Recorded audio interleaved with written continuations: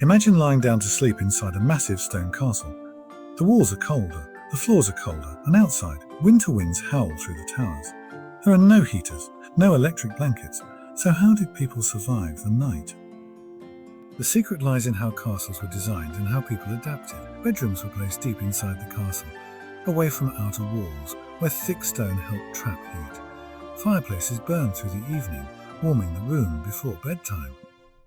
Even after the flames died, the stone slowly released that stored warmth. Beds themselves were surprisingly advanced. They were raised off the ground to avoid cold air, covered with heavy wooden frames, thick mattresses stuffed with straw or feathers, and layered with wool blankets and animal furs. Curtains were drawn around the bed, creating a small warm space that held body heat. Clothing also played a role. People didn't change into light sleepwear, they slept in layers of wool, sometimes even wearing hats to keep heat from escaping. And let's not forget shared warmth. Servants often slept in groups, and even nobles relied on the heat of others nearby.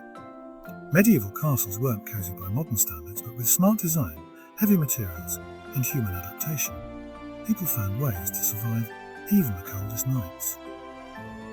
And the next time you complain about a chilly bedroom, remember at least you're not sleeping in a stone fortress in the Middle Ages. Medieval castles may look cold and unwelcoming today, but their design played a crucial role in helping people survive harsh winters. While stone feels freezing to the touch, it has one important advantage: it holds heat for a long time. Castle walls were often several meters thick, acting as massive thermal barriers. During the day, these walls absorbed warmth from fires, sunlight, and human activity. At night, instead of losing that heat quickly, the stone slowly released it back into the rooms, helping to stabilize indoor temperatures. The placement of rooms inside a castle was also carefully planned. Sleeping chambers were rarely positioned directly against the outer walls, especially in colder regions. Instead, they were often located deeper within the structure, surrounded by other rooms that acted as natural insulation. Storage rooms, corridors, and stairwells formed buffer zones that reduced exposure to freezing winds and rain. This layered layout made the inner rooms noticeably warmer than the outside air. Ceilings in sleeping chambers were typically lower than those in great halls. Lower ceilings reduced the volume of air that needed to be warmed, making it easier to retain heat overnight. Windows were small, narrow, and deeply set into the stone walls. While this limited light, it dramatically reduced heat loss and prevented cold drafts from entering the room. In winter, shutters made of thick wood were closed tightly, and sometimes even covered with fabric or leather to block gaps. Castles were also positioned with the environment in mind. Many were built on elevated ground for defense, but builders still took advantage of natural sunlight whenever possible. South-facing rooms received more daylight and warmth, making them preferable sleeping areas during colder months. Even the castle's layout towers, courtyards, and walls helped break strong winds, reducing how much cold air reached living spaces. Although medieval castles were never truly warmed by modern standards, their design was far from primitive. Through thick walls, strategic room placement, and smart use of materials, castles created survivable indoor environments. These architectural choices allowed people to sleep through freezing nights, not in comfort, but without freezing to death. In medieval castles, fire was the most important source of warmth, especially during long and brutal winters. Nearly every inhabited room, particularly sleeping chambers of nobles and important residents, contained a fireplace. These were not small or decorative features, they were large, open hearths designed to burn massive amounts of wood for hours at a time.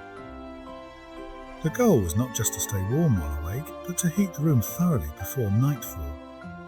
As evening approached, servants would stoke the fire continuously, allowing heat to build up within the thick stone walls and floors. Stone, while slow to warm, is equally slow to cool.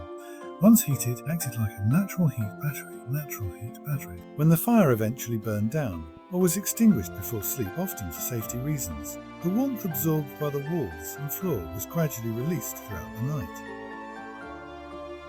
This process helped keep indoor temperatures from dropping too quickly as the outside air grew colder. Fireplace design also mattered. Many medieval fireplaces were equipped with hoods or chimneys that improved airflow and directed smoke upward rather than into the room. This allowed larger fires to burn efficiently. while still providing usable heat. Some castles even used early forms of flues that distributed warm air into adjacent rooms, especially in high-status living quarters. Though primitive, these systems made a noticeable difference during freezing conditions. However, fire alone was not enough. Fires were expensive to maintain and required constant fuel, which had to be chopped, transported and stored. As a result, fires were often kept burning only during the evening hours. Before bed, hot stones, metal pans or ceramic containers filled with embers were sometimes placed in rooms to continue releasing warmth overnight. In some cases, heated bricks were wrapped in cloth and placed near beds to provide localized heat. Despite these efforts, sleeping next to a fireplace still carried risks. Sparks could ignite bedding and wooden furniture, so fires were carefully managed. This is why stored warmth, rather than an active fire, was so important. By heating the room thoroughly before sleep and relying on retained heat afterward, medieval people found a practical balance between safety and survival. Fireplaces did not make castles cosy, but combined with stone architecture, they transformed icy chambers into livable spaces. Without fire and the careful use of stored warmth, surviving a medieval winter night inside a castle would have been nearly impossible. In medieval castles, the bed itself was one of the most important tools for surviving the cold. Unlike modern beds designed mainly for comfort, medieval beds were built with warmth in mind. They were raised high off the stone floor, sometimes by several feet. This was not a decorative choice cold air sinks, and sleeping close to the ground meant losing precious body heat. By elevating the bed, sleepers avoided the coldest air in the room. The bed frame was usually made of thick, heavy wood, which helped block drafts. Wealthier residents slept in large four-poster beds surrounded by heavy curtains made of wool or thick fabric. When drawn closed, these curtains created a small enclosed space around the sleeper, trapping body heat and protecting against cold air circulating through the room. In effect, the bed became a room within a room far warmer than the open chamber around it. Mattresses were also designed for insulation. They were often stuffed with straw, reeds, wool or feathers, materials that trapped air and reduced heat loss. On top of the mattress were multiple layers of bedding. Wool blankets were common, as wool retains warmth even in damp conditions. Animal furs such as sheepskin or deer hide were frequently added during winter, providing an extra barrier against the cold.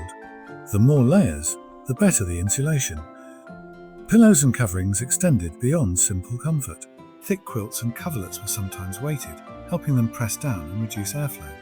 Even the placement of the bed mattered. Beds were usually positioned away from windows and outer walls, which were the coldest parts of the room. In some cases, tapestries were hung behind the bed to add another layer of insulation. For people of lower status, beds were simpler but followed the same principles. Even straw pallets on wooden platforms offered insulation from the floor. Sharing beds was also common, not just for social reasons but for warmth. Combined body heat made a significant difference on freezing nights. Medieval castles were undeniably cold, but within the heavy wood, thick curtains and layered bedding, people created surprisingly effective microclimates. The bed was not just a place to sleep, it was a carefully constructed shelter designed to keep its occupant alive through the night. In medieval times, staying warm at night was not just about buildings or beds, it was also about the human body itself. People understood, through experience, that body heat was one of the most reliable sources of warmth available. Unlike today, medieval people did not change into thin or specialized sleepwear. Instead, they often slept in the same clothes they wore during the day, especially in winter. These clothes were typically made of wool, a fabric prized for its ability to trap heat and retain warmth even when damp. Layering was essential. A common outfit might include a linen undergarment, a wool tunic, and additional outer layers depending on the cold. Many people also slept wearing woolen caps or hoods because a significant amount of body heat escapes through the head. Keeping the head covered made a noticeable difference during freezing nights. Gloves or socks were sometimes worn as well, especially by the elderly or sick. Shared warmth was another crucial survival strategy. Among servants, guards, and lower-ranking residents, sleeping alone was a luxury few could afford.